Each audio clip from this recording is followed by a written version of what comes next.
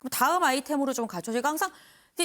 제가 궁금한 게 항상 주로 정가 이슈만 갖고 오는 것 같아요. 이 정치권 말고 다른 이슈는 없을까요? 네, 제가 한 가지 소식 좀 더 전해드려야 할 것 같은데요. 네. 지금 약 2시간 전에 광주 아파트 붕괴 사고 현장에서 지금 실종자가 한 명 발견이 됐다는 소식입니다. 네. 지금 수색 사흘 만이고요. 사고가 발생한 지는 44시간 만입니다. 처음으로 이제 실종자 6명 중에 1명이 발견이 된 상황인데 네. 지금 안타깝게도 생사 여부는 확인이 되지 않고 있는 상황입니다. 지금 구조대원이 말 그대로 발견을 한 상황이고요. 네. 구조를 위해서 접근을 하고 있는데 거기에 지금 장애물들이 많아서 접근에는 지금 어려움을 겪고 있다는 소식입니다. 네. 일단 한 명이라도 좀 찾은 게 다행이긴 합니다만 아직도 5명을 못 찾고 있는 그런 상황이잖아요. 실종자 가족들 이 마음이 얼마나 무너질까 싶습니다. 네, 실종자 가족들은 지금 일단 현장 인근에 임시로 마련된 숙소에 머물면서요. 천막 안에서 숙식을 하면서 가족들 무사히 이제 돌아오기를 기원을 하고 있는데 지금 실종자 1명이 발견됐다는 소식에 굉장히 기뻐하고 있다는 이야기가 들려오고 있습니다. 네. 하지만 실종자 가족들 지금 소방 당국이 세밀한 이제 구조 계획 같은 거를 밝히지 않고 있어서 네. 여기에 항의를 하면서 뭐 경찰과 충돌을 하기도 하고 뭐 그런 모습이 있다고 하는데요. 우선 현장 모습 함께 보시겠습니다. 제가 건설해서 30년 됐는데 이렇게 아파트가 붕괴된 건 처음이에요. 현대산업개발 처음. 그죠? 한 번도 이런 적이 없어요. 저희가 작업을 밑에서 하고 있어도 위에서 콘크리트를 쳐도 붕괴된 적이 한 번도 없는데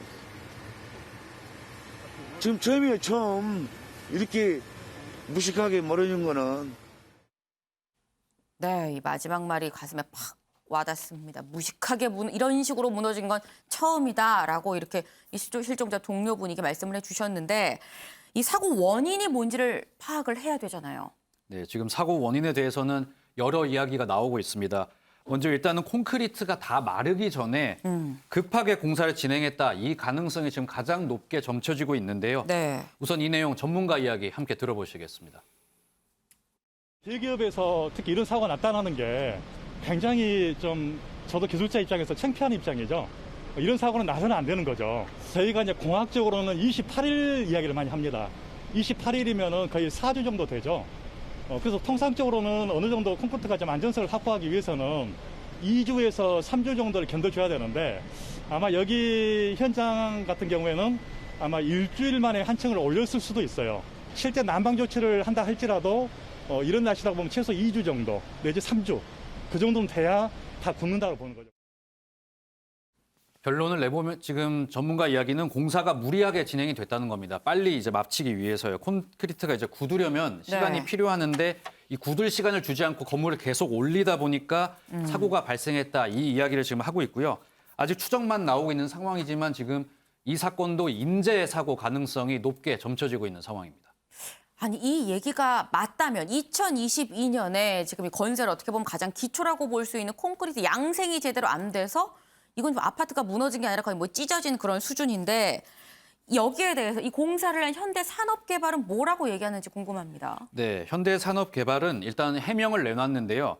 충분히 시간을 갖고 건물을 올렸다. 일단은 이 얘기 아니다. 이렇게 반론을 내놓은 상황입니다. 12일에서 18일에 이제 양생 기간을 갖췄는데 이게 공사에 충분한 시간이었다. 이렇게 해명을 내놨고요. 네. 현대산업개발이 이렇게 좀 적극적으로 해명에 나서면서 지금 이견이 약간 갈렸거든요. 네. 전문가들이랑 좀 뭐 진실 게임 이제 뭐 그런 그러네요. 양상으로까지 번지고 있는 상황입니다. 근데 이렇게 지금 현대산업개발은 충분하게 이 양생할 시간을 가졌다. 이게 문제가 아니다라고 한다면 그 말이 맞다면 그럼 뭐가 문제인지 다른 가능성은 없습니까? 네, 지금 사실 여러 가능성, 여러 추측들이 계속 나오고 있는 상황인데 네. 저희가 제일 뭐 많이 나오는 이야기들 짚어드리면은 일단 시스템 문제가 원래 문제가 있었다는 이야기가 있거든요. 레일 일체형 공법이라는 이 시스템으로 공사가 진행이 됐는데 네. 이게 비용 아끼고 속도는 빠르지만 이 시스템 자체가 원래 사고가 좀 굉장히 일어나기 쉬운 시스템이라는 이야기가 있고요. 그래서 이 시스템이 문제다 이 이야기가 있고 그다음에 주민들 뭐 인근 주민들 이야기 들어보면은 이 콘크리트 파편 같은 게 굉장히 사고 전부터 날렸다고 이런 증언이 있어요. 그리고 네. 작업자도 굉장히 자주 바뀌었다고 하거든요. 이 여러 가능성이 지금 복합적으로 작용을 했을 그런 가능성도 제공이 지금 되고 있는 상황입니다. 네. 참 이 영상을 보면서 좀 어이가 없다라는 생각이 드는데 윤경호 위원님 짧게 여쭤볼게요. 2022년도에 우리가 지상 107층 건물을 짓는 우리나라에서 이런 일이 발생했다는 게 참 너무하다라는 생각이 듭니다. 그렇습니다. 현대산업개발이 특히 도급 순위로 지금 건설회사 중에 9번째더라고요. 네. 그렇다면 뭐 일반인들이 얼마든지 믿을 만한 회사다 이랬을 텐데 이번 사고 그 전에 또 광주에서 학동 철거 현장 때도 원청 업체였잖아요. 두 사고로 아마 신뢰를 왕창 잃었을 것 같아요. 말씀하신 것들처럼 공기를 짧게 끌고 가기 위해서였는지 아니면 비용을 줄이기 위해서였는지 정말 그런 이유라면 대형 건설사로서는 정말 부끄러운 일이죠. 이런 것들 때문에 법으로 강제했던 게 중대재해처벌법이잖아요. 네. 그게 27일부터 시행인데 이번엔 사실 적용이 안 돼요. 그러나 꼭 법적인 강제를 떠나서 이 대중들의 시민들의 신뢰를 잃어버리면 저걸 회복하기는 참 어렵다는 점에서 굉장히 심각한 문제. 재발 방지 대책을 강구하는 게 그게 급선무겠죠. 네, 지금 이 6명이 실종되고 그중에서 아직도 5명은 찾지 못하고 있는 그런 상황입니다. 그런 측면에서 오늘의 탑 기사는 이 광주 붕괴 사고 이 남아있는 5명을 찾기를 바라보면서 광주 붕괴 사고로 오늘의 탑 기사를 정해 보도록 하겠습니다.